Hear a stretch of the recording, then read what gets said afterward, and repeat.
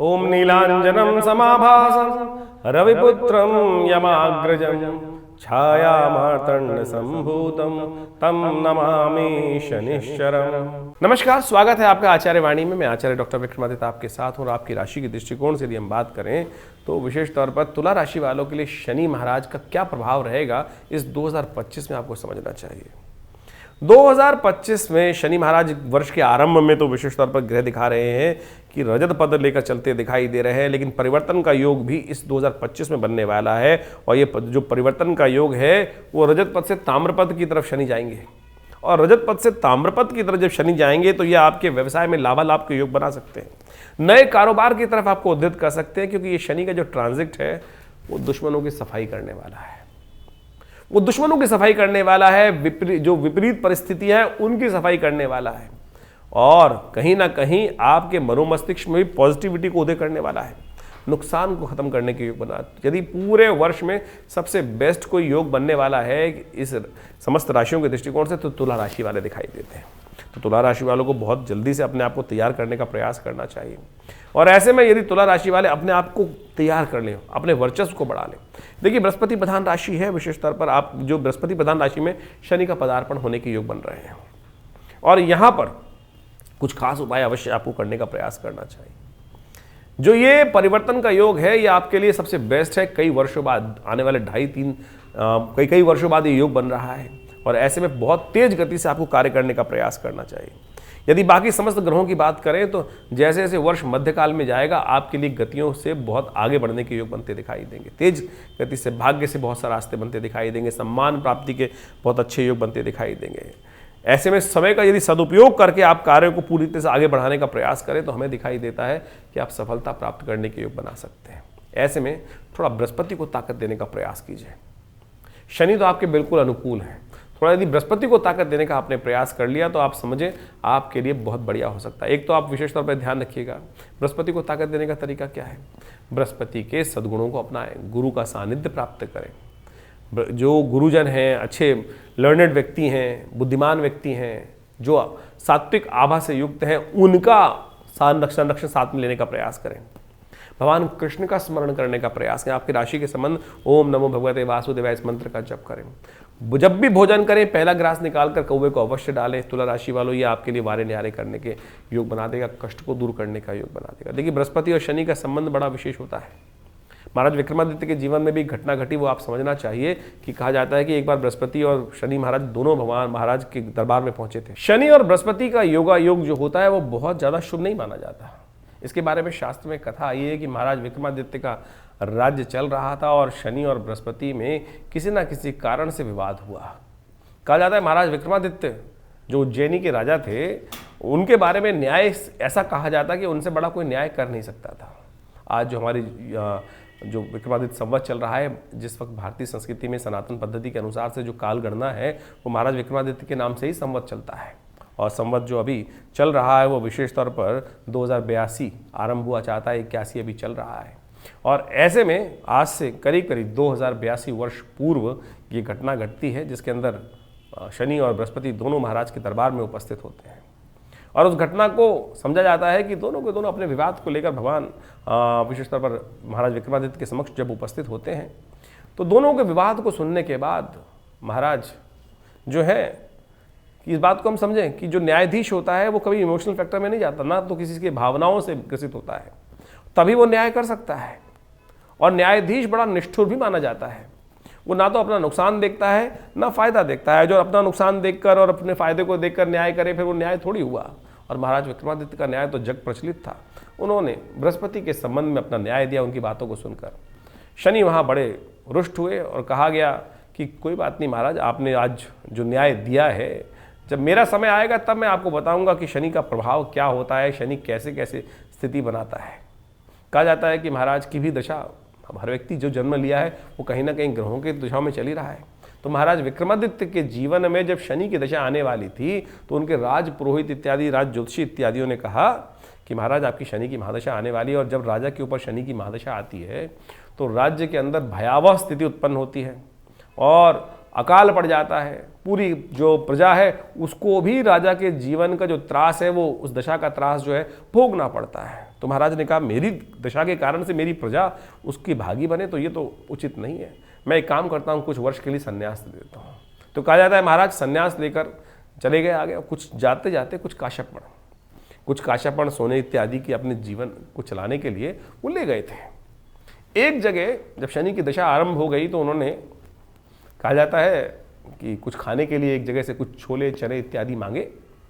तो उस खोमचे वाले ने, जो बाजार में बैठा था, हाट पे बैठा था, उसने वो दिए और महाराज ने अपने कुछ सिक्के निकाल कर वहाँ उसके पास रख दिए। और जब जैसे ही वो रखे, शनि की दशा के प्रभाव से वो जो सिक्के जो थे वो कोयले बन गए, महाराज को बर्तन मांजने पड़े। ये शनि के दुष्प्रभाव का जीवन में नतीजा है। इसलिए जब महाराज विक्रमादित्य के जीवन में शनि का दुष्प्रभाव हुआ तो हम सब तो बहुत छोटे छोटे हैं। तो इसलिए शास्त्र में कहा गया है कि शनि का प्रभाव बड़ा नेगेटिव भी हो सकता है। खैर ये तो उनके जीवन में परीक्षा थी शनि महाराज की। बाद में शनि महाराज जब उनके समक्ष उपस्थित होते हैं तो वो भाव सब ठीक कर देते हैं कि महाराज आपके तो न्याय की परीक्षा ले रहा था मैं, न्याय की परीक्षा के लिए आप पूरी तरह से उत्तीर्ण हुए। उसके अंदर बहुत लंबी चौड़ी कथा है, मैं उस कथा को यहाँ वर्णन करना बहुत लंबा हो जाएगा। लेकिन शास्त्र में समझें कि ऐसी कथा भी विद्यमान है। न्यायाधीश के दृष्टिकोण से इन बातों को हमको समझना चाहिए और महाराज विक्रमादित्य ने उस न्याय को वहाँ प्रतिपादित किया। तो इसके अनुसार से आपके जीवन में शनि का जो प्रभाव चल रहा है वो यदि उसको समझते हुए कार्य कर लें आप तो बहुत अच्छा रहेगा। इस राशि के दृष्टिकोण से जो हमने आपको उपाय बताए हैं उनको सही रूप से अवश्य करने का प्रयास कीजिएगा और उन समस्त उपायों को हम आपके समक्ष उपस्थित भी करेंगे। तो उन सही रूप से समझकर कार्य करेंगे तो बहुत अच्छा रहेगा। शनि को मनाने के शास्त्र में अनेक उपाय बताए गए हैं। शनि वास्तविक तौर पर जीवन में जो भी कार्य करते हैं हमारे कर्मानुसार ही फल प्रदान करते हैं। इस बात को हमको अच्छे से समझ लेना चाहिए। शास्त्र में बहुत सारी विचित्र विचित्र विडंबनाएं, विचित्र विचित्र कथाएं उपस्थित हैं और उन सब कथाओं के माध्यम से हमें समझना चाहिए। एक बार एक शास्त्र में अद्भुत कथा आती है जिसके अंतर्गत शनि महाराज का संबंध भगवान कृष्ण के साथ स्थापित किया गया है। शास्त्र में कहा जाता है कि एक बार शनि महाराज भगवान कृष्ण के काल में बड़े संसार से परेशान थे। संसार से परेशान होकर, क्योंकि हर कोई जीवन में शनि महाराज की बात जब करता है तो शनि भयग्रस्त हो जाता है और तो और कहीं ना कहीं मन से कहता ही है कि शनि महाराज बड़े क्रूर हैं। कहीं ना कहीं मनोभाव डरते हुए इस बात को मन ही मन रखता है, मुख से तो नहीं बोलता है कि शनि के प्रताप के कारण ही जीवन में कष्ट हुआ। तो शनि इन सब भावों को समझकर एक बार बड़े रुदन करते हुए भगवान कृष्ण के समक्ष उपस्थित हुए और भगवान कृष्ण के समक्ष उपस्थित होने के बाद उन्होंने अपनी गरुण गाथा जो थी वो विशेष तौर पर भगवान कृष्ण के समक्ष उपस्थित करी और भगवान कृष्ण से कहा कि संसार में सबसे ज़्यादा लोग जो भी मेरे बारे में बड़े गलत बात करते हैं और हमेशा हर चीज़ का दोष मुझ पर ही मढ़ देते हैं। तो बड़े रुदन में थे, बड़े रो रहे थे शनि महाराज कहा जाता है। तो भगवान कृष्ण ने उनको अपने ब्रजमंडल में स्थापित किया और वो क्षेत्र जो है कोकिला वन के अंदर आज भी शनिदेव का वो मंदिर जो है वो विशेष तौर पर स्थित है और कहा जाता है कि भगवान कृष्ण ने ही ब्रजमंडल में उनको वो स्थान दिया कि तुम मेरे सानिध्य में रहो और जब जो भी ये आशीर्वाद जरूर शनि को विशेष तौर पर वहाँ देना पड़ा, भगवान को आश्वासन देना पड़ा कि जो भी वहाँ शनि महाराज के दर्शन करने को आएगा उनके जीवन के जो भी कष्ट होंगे शनि उनको परेशान नहीं करेंगे। देखिए कई बार क्या होता है कि जीवन में शास्त्र में तो कहा गया अवश्य में वो भोक्तव्यम कृतम कर्म शुभाशुभम, लेकिन क्या होता है कि कई बार अनायास ही कर्म होते चले जाते हैं और जब अनायास हो जाते हैं तो व्यक्ति को पश्चाताप करने का मौका भी नहीं मिलता है और उस पर जीवन में अब दंड जो है विशेष तौर पर मिलना ही है, निश्चित है वो तो। और एक बात मान लें, दंड जो है ना, न्यायाधीश जो होता है वो हाँ कई बार क्या होता है कि हम लोग सोचते हैं इमोशनल पॉइंट ऑफ व्यू से कि वो कहीं ना कहीं माफ़ कर देगा। न्याय या तो होगा या नहीं होगा, वहाँ विशेष तौर पर भावनाओं का महत्व नहीं है और न्यायाधीश जो होता है बड़ा निष्ठुर माना जाता है। अगर न्यायाधीश निष्ठुर नहीं होगा तो शायद न्याय हो ही नहीं पाएगा। इसीलिए शनि महाराज जो हैं वो कहा जाता है तुष्टो ददासी वही राज्यम रुष्टो हर्षित क्षणात्, और उनका जो प्रभाव मंडल इसी प्रकार से है कि यदि किस पे तुष्ट हो जाए, किसी पे संतुष्ट हो जाए तो राज्य तुरंत दे दें और रुष्ट हो जाए तो राज्य एक क्षण में समस्त प्रकार से हर लें। तो शनि महाराज ने वो बात भगवान के पास रखी, बिल्कुल जैसा आप कह रहे हैं वैसा होगा कि जो आपका भक्त, भगवान का भक्त, भगवान कृष्ण का भक्त, विष्णु जी का भक्त, वहाँ पर जाकर शनि महाराज के निमित्त विशेष तौर पर तेल इत्यादि जो भी अनेक अनेक शास्त्र में उपाय बताए गए हैं, दरिद्रों की सेवा करना, गरीबों की सेवा करना, परित्यक्तों की सेवा करना, हनुमान जी का पाठ करना, ये सब चीज़ें जो भी करेगा उसके जीवन के कष्ट दूर होने के अद्भुत योग बन जाएंगे। और यदि कोकिला वन में जाएंगे ना आप, तो वहाँ बंदर बहुत है। और शनि का एक बहुत विशेष उपाय है जो हनुमान जी के साथ संबंध करता है। वहाँ पर मंगलवार के दिन गुड़, चना इत्यादि यदि वानरों को दे तो कहा जाता है कि शनि के बहुत सारे दुष्प्रभावों को दूर करने के लिए भी बहुत अद्भुत योग बन जाता है। शनि के अनेक उपाय शास्त्र में वर्णित हैं। एक उपाय बहुत विचित्र है, वो भी आपको ध्यान देना चाहिए। यदि शनि परेशान कर रहे हों तो कौवे, जब भी आप भोजन करें तो उसका एक ग्रास निकाल कर कौवे के निमित्त डाल दें। ग्रास तोड़ा और कौवे के निमित्त डाल दिया, देखिएगा ये अद्भुत रूप से आपकी रक्षा करने का योग बनाएगा, कष्टों को दूर करने का योग बनाएगा। शनि कैसे ही प्रभाव नेगेटिव जीवन में उत्पन्न कर रहे हो, ये तो एक आदत डाल लीजिए। वैसे तो भारतीय संस्कृति में बल विश्वदेव यज्ञ विशेष तौर पर कहा गया, पंचमहाभूत यज्ञ करने की जो बात की गई है बल विश्वदेव, उसमें काक के निमित्त जो विशेषतः बलि नित्यपति निकालने की परंपरा ही है।